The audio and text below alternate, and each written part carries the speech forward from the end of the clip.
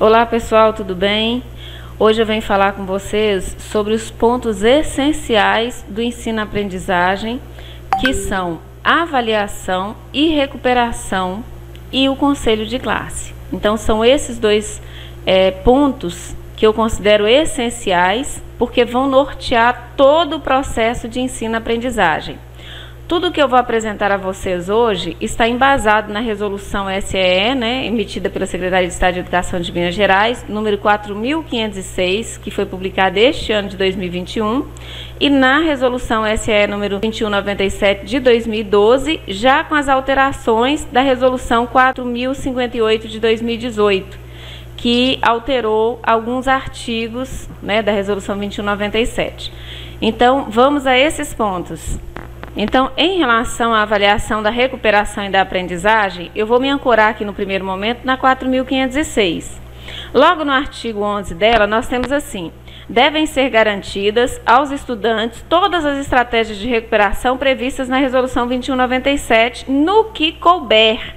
Porque aqui vejam que a resolução já considera essa situação atípica em que nos encontramos e garantida a aprendizagem dos conteúdos e habilidades não consolidados pelos estudantes no ano letivo de 2020 por meio de ações de recuperação, intervenção pedagógica e reforço escolar ao longo de 2021. Por que isso? Porque nós sabemos que o ano de 2020 e o ano de 2021 foram considerados um ciclo contínuo para o processo de ensino-aprendizagem.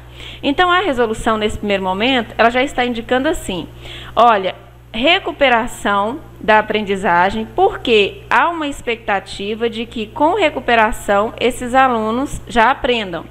Se as estratégias propostas de recuperação não forem suficientes, observem que ela já propõe o que? A intervenção pedagógica, que é mais aprofundada, e o reforço escolar, porque é o que já está posto, nós temos também na legislação, colocando a questão do sexto, nono ano e o terceiro ano do ensino médio com o reforço escolar. Então, beleza. No artigo 12, nós temos assim: a avaliação da aprendizagem dos estudantes deverá assumir um caráter processual, formativo, contínuo, cumulativo, Então, vejam sempre o caráter de que tem que ser avaliada a todo momento, proposta estratégia de recuperação assim que a dificuldade for detectada. Isso é muito claro, não pode ser banalizado. E utilizar-se de vários instrumentos, esses grifos são meus, tá? Vários instrumentos, recursos e procedimentos, principalmente no ensino híbrido. Então, é importante avaliar o aluno não de uma forma só, mas em vários formatos, porque aí nós temos a condição de ter uma avaliação mais consistente. A avaliação deverá ser realizada a partir da realidade, olha que importante, gente, a partir da realidade de acesso à aprendizagem de cada estudante. Então, não adianta propor uma estratégia de avaliação distante da realidade em que o estudante se encontra. A escola deverá ofertar as oportunidades de aprendizagem. Então, olha, as oportunidades estão listadas aqui. Quais são essas oportunidades? São essas três, e que dialogam diretamente com a resolução 2197. Os estudos contínuos de recuperação ao longo do processo de ensino-aprendizagem. O que é isso? O processo de ensino é que vai ditar isso. Então, o menino, ele está com a semana 1, por exemplo, do PET, e ele não está conseguindo resolver aquilo adequadamente, resolveu, errou, o professor propôs uma outra estratégia, ele não está conseguindo, é o momento de fazer a recuperação da aprendizagem. Então, nós não estamos falando de uma intervenção, nós estamos falando da recuperação para que, de outra forma, com outra metodologia, outra forma de explicar, outro conteúdo, mas direcionado para aquela mesma habilidade, ele consiga aprender aquilo que está apresentando dificuldade. Nós também temos os estudos periódicos de recuperação. Aqui sim, eles são aplicados imediatamente após o encerramento de cada bimestre. Então, vamos lá pensar. A proposta de recuperação vai acontecer de 8 de março até 7 de maio, se nós considerarmos que aí é o período do primeiro bimestre. Então, durante todo o tempo serão propostas essas atividades de recuperação assim que perceber que há essa necessidade. Encerramos o bimestre, é hora de fazer o levantamento daqueles alunos que apresentam dificuldade e propor esse estudo periódico de recuperação. Beleza, ainda temos o terceiro recurso, que são os estudos independentes de recuperação, que aí nós já estamos falando lá do final do ano letivo, ok? Ainda aqui na 4.506, nós temos a questão da devolução dos planos de estudos tutorados. Por quê? Para o cumprimento dos objetivos de aprendizagem e desenvolvimentos previstos para o ano de 2021, serão considerados para integralização da carga horária mínima anual prevista. Não tem jeito de falarmos em avaliação da aprendizagem e não falar em carga horária, porque nós sabemos que, para aprovação, o aluno depende de 60% de aproveitamento e ele depende de 75% de frequência. Então, a avaliação do aluno é condicionada a esses dois fatores. A rendimento, né? Rendimento em termos de quantitativo de nota, né? Que é avaliada, e em termos de carga horária. A carga horária, ela vai observar esses dois itens aqui, olha. A carga horária cumprida por meio dos planos de estudos tutorados, que são os PETs ofertados pela secretaria, e também pelas atividades complementares elaboradas pelo professor. Então, obviamente, aqui é o seguinte, se a secretaria ofertou 60% da carga horária no PET, é oficial, e o professor complementou 40%, então vai ser avaliado dentro desse total, que fecha no 100%. O que ele cumpriu dentro desse total? Ele precisa adquirir 75% dentro desse total. Aquelas disciplinas que a secretaria não propôs, eles estão montando, então aqui já é óbvia essa interpretação. Vai ser 75% dentro do total do PET que foi montado pelo professor. O registro de carga horária cumprida pelo estudante será orientado posteriormente em documento específico. Na minha escola, nós já recebemos isso aqui através de memorando, então já tem orientação em relação a esse registro. Os PETs realizados durante o REAMP deverão ser entregues à unidade escolar pelo estudante ou responsável legal a cada bimestre, já sabemos disso, né? Conforme cronograma definido pela Secretaria de Estado de Educação, observando-se a logística estabelecida pelo gestor, respeitadas as especificidades da realidade local, a garantia das condições sanitárias adequadas e observadas as orientações das autoridades de saúde. Então, aqui já é uma informação que sempre se repete porque é necessária, né? Nessa avaliação, gente, ainda em conformidade com a 2197, o que a escola tem que fazer? Quando se fala nesses instrumentos diversos, é importante nós entendermos isso aqui. Que instrumentos são esses que a escola pode e deve utilizar? Tem algumas sugestões já aqui, olha, observação, registro descritivo e reflexivo, trabalhos individuais e coletivos, portfólios, exercícios, entrevistas, provas, testes, questionários. Então, aqui tem uma série de possibilidades, adequando-os à faixa etária, às características de desenvolvimento do educando e, destacado aqui por mim, suas necessidades de acessibilidade. O que são essas necessidades de acessibilidade? Aqui nós temos que lembrar muito dos alunos do AEE, do Atendimento Educacional Especializado.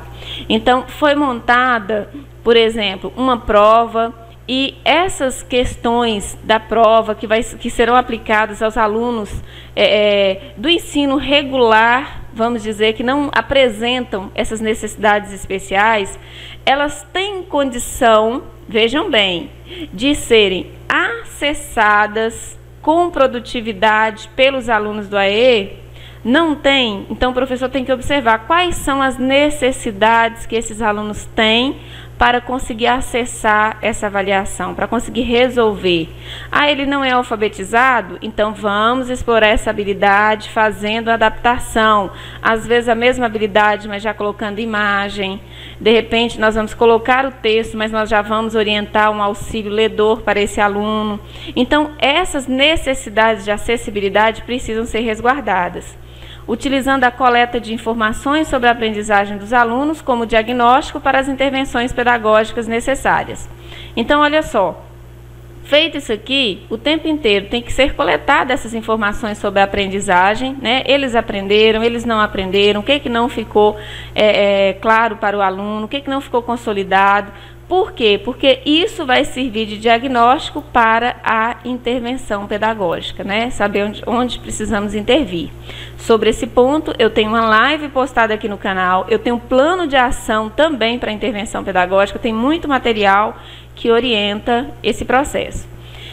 As formas e procedimentos utilizados pela escola para diagnosticar, acompanhar e intervir pedagogicamente no processo de aprendizagem dos estudantes devem expressar, olha só isso, gente, isso é importante, às vezes está no meio de uma legislação e a gente não presta atenção. Devem expressar com clareza o que é esperado do educando em relação à sua aprendizagem e ao que foi realizado pela escola, olha só, devendo ser registrados para subsidiar as decisões e informações sobre sua vida escolar. Então, vejam, vão escolher diferentes formas, diferentes procedimentos, então devem expressar isso com clareza. Os pais, os responsáveis, os próprios alunos precisam entender como que eles serão avaliados, né? Também esses instrumentos precisam estar claros para poder dizer assim, com essa avaliação, o que se espera desse aluno? Cada questão está sendo montada para averiguar qual habilidade, e isso precisa compor os registros da escola. Então não se pode pegar um amontoado de questões e propor sem nenhuma finalidade. Tem que observar quais são os direitos mínimos de aprendizagem dessa turma, o que foi ensinado, o que nós vamos avaliar, para poder até mensurar o resultado. Olha, as escolas da rede estadual de ensino de Minas Gerais utilizarão uma escala de 0 a 100 pontos, né? Essa aqui já é uma alteração, né? Como eu disse lá no início, que foi proposta essa resolução 2197, porque aqui o que evidencia é que agora o estado inteiro passou a avaliar em 100 pontos, né? Os cursos anuais organizaram o ano letivo em 4 bimestres, valendo 25 pontos cada. Os semestrais são 2 bimestres, 50 pontos por componente curricular, né? O aluno que é aprovado, até disse isso aqui um pouco mais no início a vocês. Quem é o aluno que é aprovado? Aquele que obtiver o mínimo de 60% do total de 100 pontos distribuídos em cada componente curricular e 75% de frequência na carga anual ou semestral, tá? Então, veja, se ele é avaliado por semestre, então nós vamos pensar em 75% de frequência da carga semestral dele, se anual, da carga anual. A análise dos resultados da avaliação interna da aprendizagem realizada pela escola e os resultados do CIMAV, né, o Sistema Mineiro de Avaliação da Educação Pública, para que eles vão, como que nós vamos fazer essa articulação? Olha só, gente, eles devem ser considerados para elaboração anualmente pela escola do PIP, que é o Plano de Intervenção Pedagógica. Então, nesse vídeo que eu detalho a intervenção, isso aqui está bem claro lá, tá? Como que nós vamos fazer essa associação entre os resultados. A progressão continuada com a aprendizagem sem interrupção nos ciclos da alfabetização e complementar está vinculada à avaliação contínua e processual. Aqui, só para vocês entenderem com clareza, quando nós falarmos em progressão continuada, nós estamos falando do primeiro ao quinto, tá? Nesse primeiro momento nós estamos falando do primeiro ao quinto. E nós estamos falando em que sentido? Nós temos o ciclo da alfabetização e nós temos o ciclo complementar. Ciclo da alfabetização, primeiro ao terceiro ano. Pelo movimento que está sendo feito de avaliação, logo acredito que vai ser regulamentado aqui também a questão de ser até o segundo. Mas vamos pensar, ciclo da alfabetização, primeiro, segundo, terceiro. Complementar quarto e quinto anos.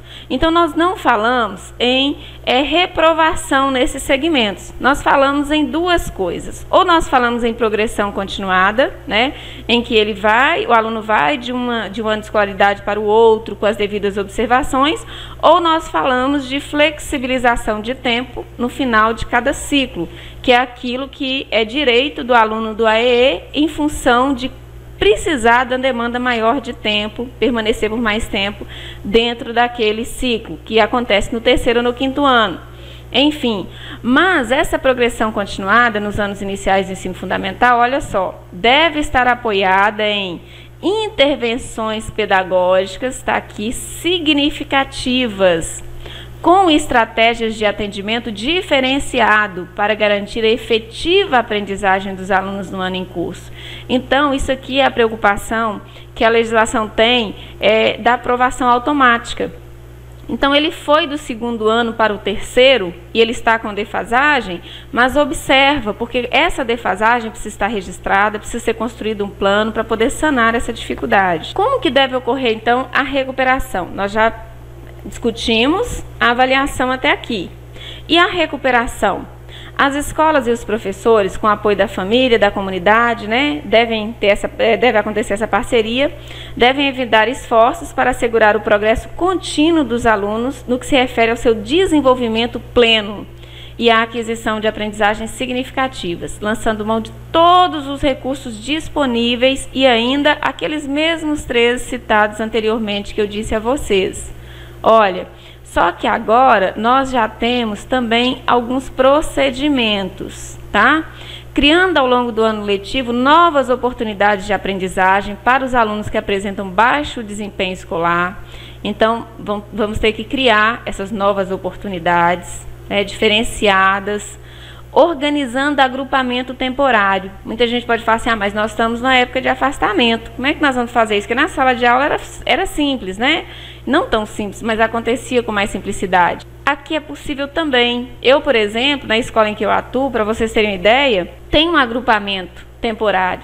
Então, o que é esse agrupamento temporário? É selecionar esses alunos com base no diagnóstico. Foi montado um grupo. No caso nosso, o pai achou mais fácil a acessibilidade através do WhatsApp. Então, foi criado um grupo de WhatsApp com esses alunos com dificuldades específicas e semelhantes. E aí tem um trabalho de reforço ali que vai durar por 2 meses. A nossa expectativa é essa. Feito isso, cada um é reintegrado às suas turmas. Aliás, eles não saíram das turmas de origem, mas nós fizemos isso para alunos de níveis equivalentes de dificuldades, com a garantia de aprendizagem e de sua integração nas atividades cotidianas da sua turma. Tá vendo? Eles não saíram, eles continuam na turma, mas tem um plano de estudo, tem material produzido para aquela dificuldade, e o professor, onde nós conseguimos colocar um eventual, nós colocamos, onde nós colocamos deixar uma PUB, na assistência nós colocamos. Nos casos em que não conseguimos, tem o professor da turma, nos respectivos dias da semana, por exemplo, terça e quinta, ou segunda, quarta e sexta, no horário X, dando esse suporte nesse agrupamento. Adotando as providências necessárias para que a operacionalização do princípio da continuidade não seja traduzido como promoção automática, né? Isso aqui é o que eu falei lá anteriormente. A progressão parcial, que deverá ocorrer a partir do 6º ano do ensino fundamental deste ano para o ensino médio. No ensino médio é o procedimento que permite ao aluno avançar em sua trajetória escolar. Aí aqui é possibilitando-lhe novas oportunidades de estudo. Como nós estamos com pouca demanda, porque agora nós temos a progressão continuada, né? Por causa do REAMP, eu não vou focar muito nessa parte. Aqui, a 2197 traz um ponto importante sobre a questão do aluno do 3º ano do ensino médio. Por quê?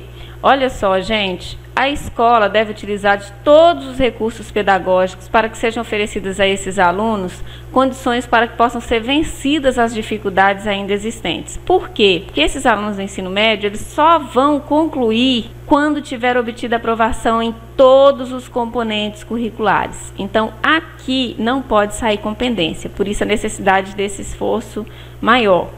Também é exigida do aluno frequência mínima obrigatória de 75% da carga horária, né? Já pontuei lá.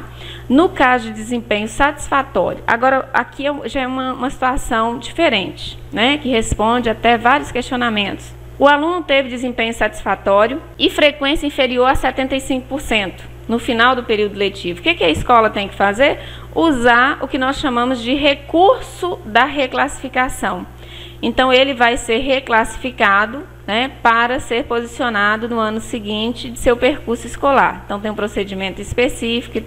Olha só, agora, no artigo 78, nós temos assim: a escola deve oferecer aos alunos diferentes oportunidades de aprendizagem. Isso aqui nós já discutimos lá. Os estudos independentes de recuperação, mais ao final, mas fica aí como título sugestivo de leitura, porque agora nós estamos detalhando bastante essa questão do início do ano letivo. Agora, olha só, foram ofertadas todas as estratégias de ensino de avaliação e recuperação do bimestre. E esse aluno, ele não apresentou resultado satisfatório. O que nós vamos fazer? A escola deve garantir, no ano em curso, estratégias de intervenção pedagógica, olha só, para atendimento dos alunos que, após todas as ações de ensino-aprendizagem e oportunidade de recuperação previstas no artigo 78, né? Já citei para vocês, aqueles contínuos, os periódicos que são após o bimestre, enfim, ainda apresentarem deficiências em capacidades ou habilidades nos componentes curriculares do ano anterior. Então, olha só isso aqui, gente, esse do ano anterior. Como que vocês vão conseguir dar conta disso? O aluno, imaginem que ele está no 6º ano, fez todas as avaliações do primeiro bimestre e o professor, junto ao especialista, percebeu que ele ainda tem defasagem em relação ao 5º ano. Então, ele é um aluno que ainda não consolidou habilidades do 5º ano. O que precisa ser feito para esse aluno? Um plano de intervenção pedagógica. A promoção e a progressão parcial dos alunos do ensino fundamental e do ensino médio devem ser decididas pelos professores e avaliadas pelo conselho de classe. Vamos falar dele logo à frente, então já estamos chegando. Levando-se em conta o desempenho global do aluno, seu envolvimento no processo de aprender e não apenas a avaliação de cada professor em seu componente curricular. Isso aqui é importantíssimo, porque, olha só, o conselho de classe vai levar em conta o desempenho global do aluno e não apenas a avaliação de cada professor em seu componente curricular. Então, não é quantitativo, é qualitativo. E não pode ser essa avaliação, não pode ser levada em conta de forma isolada, considerando-se os princípios da continuidade da aprendizagem do aluno e da interdisciplinaridade. Então, vocês podem aí estar se questionando assim, então o quantitativo de cada matéria não importa? Importa. Tá? Importa muito. Ele não pode ser considerado de forma isolada. Tem que haver um diálogo aí em relação a essas notas, os diversos conteúdos e também uma avaliação do aluno na sua totalidade. Parágrafo único. Os componentes curriculares cujos objetivos educacionais colocam ênfase nos domínios afetivo e psicomotor, como arte, ensino religioso e educação física, devem ser avaliados, tá? Ah, mas eu não vou propor avaliação, eles devem ser avaliados para que se verifique em que nível as habilidades previstas foram consolidadas. Então, eles vão ser, eles vão ser avaliados com este objetivo, tá? Sendo que a nota ou conceito, se forem atribuídos, não poderão influir na definição dos resultados finais do aluno.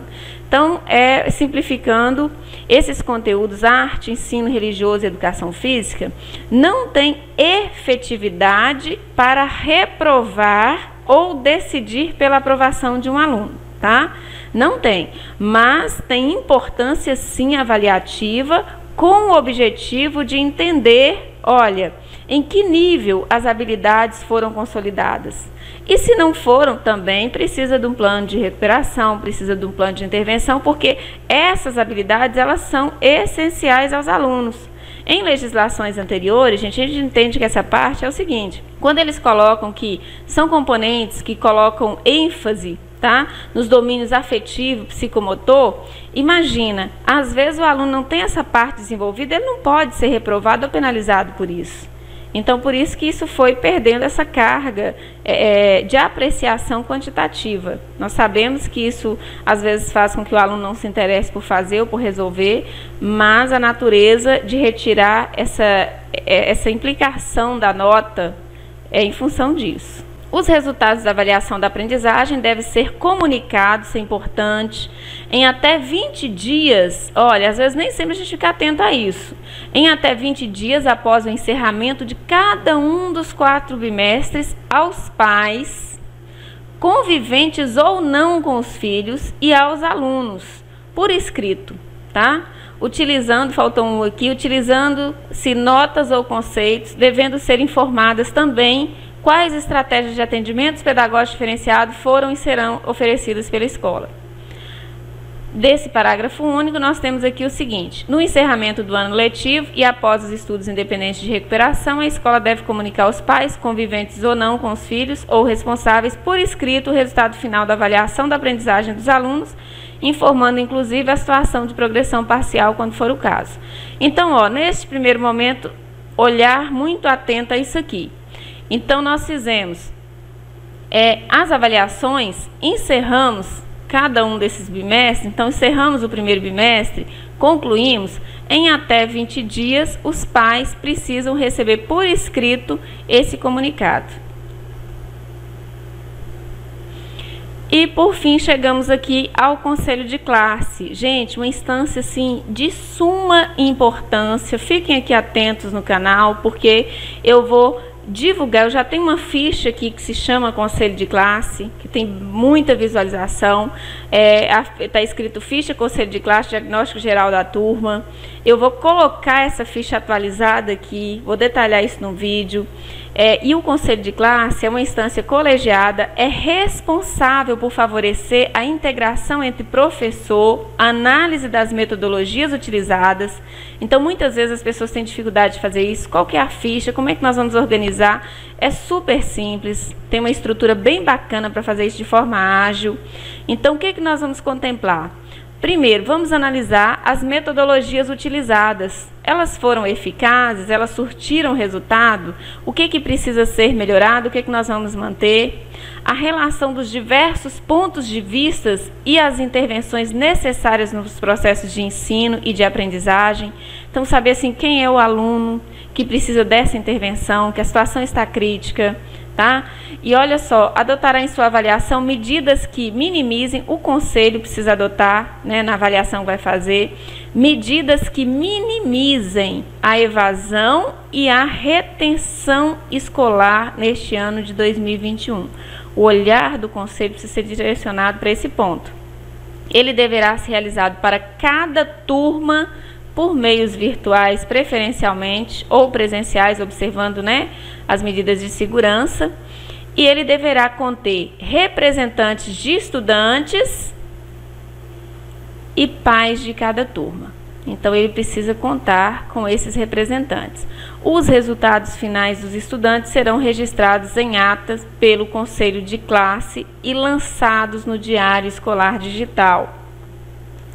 Chamar a atenção de vocês para um ponto. Conselho de classe. Precisamos fazer o pré-conselho, tá? Tanto que eu já vou digitar o que eu coloco como ficha de pré-conselho. Organiza e agiliza o conselho. Realizar o conselho, e nós temos o pós-conselho, que é o acompanhamento para verificar se aquelas ações foram de fato aplicadas e se elas estão causando bons resultados ou se tem algo que precisa ser corrigido.